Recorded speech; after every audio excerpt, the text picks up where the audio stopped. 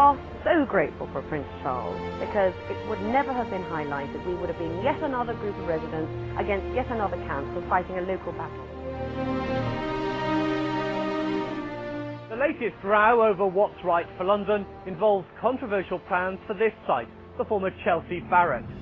And what's really set the cat amongst the pigeons is the man leading the opposition, the Prince of Wales.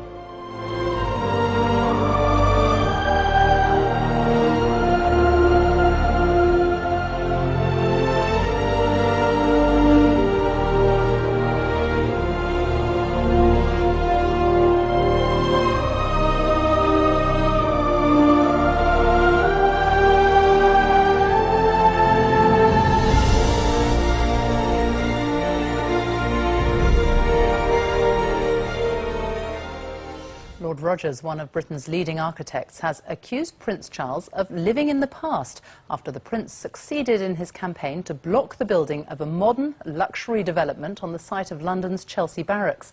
The Prince wrote to the royal family of Qatar, who own the site, calling the project unsuitable.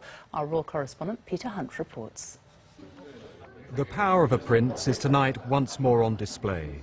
The heir to the throne and scourge of modern architects has helped to kill off a scheme he didn't like. Close to these centuries-old listed buildings, home to the Chelsea pensioners, is land near the Thames which used to house an army barracks. The architect Richard Rogers had drawn up plans for this development of steel and glass towers. Prince Charles, a lifelong letter writer, ones like these are known as Black Spider memos, wrote to the site's owners, Qatar's royal family. He told them the plan was unsympathetic and unsuitable. The Qataris listened, and Rogers' ideas have bitten the dust. Why is he different to anybody else? What rights does he have? Is he an architect? No. Has he some professional knowledge? No.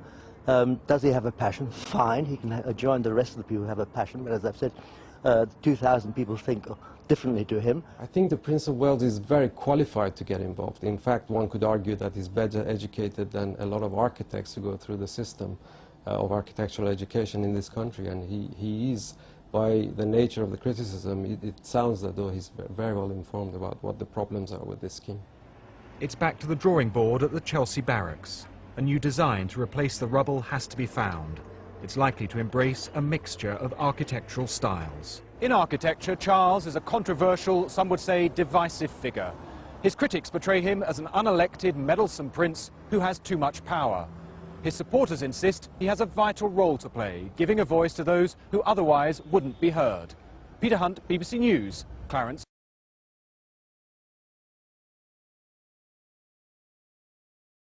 The president of the Royal Institute of British Architects thinks Prince Charles should back off.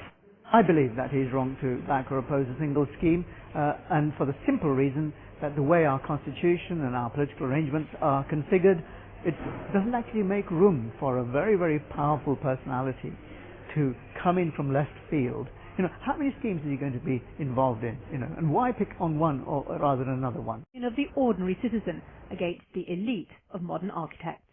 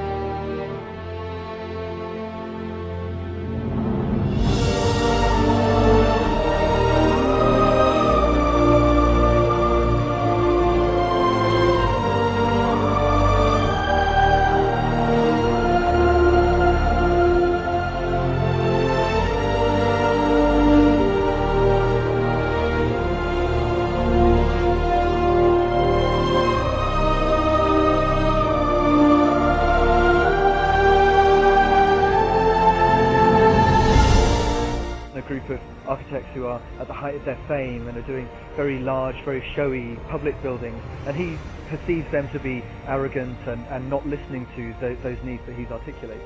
He really is expressing a view that is held by quite a lot of people. If you ask people what they want, they will generally say something that looks rather traditional.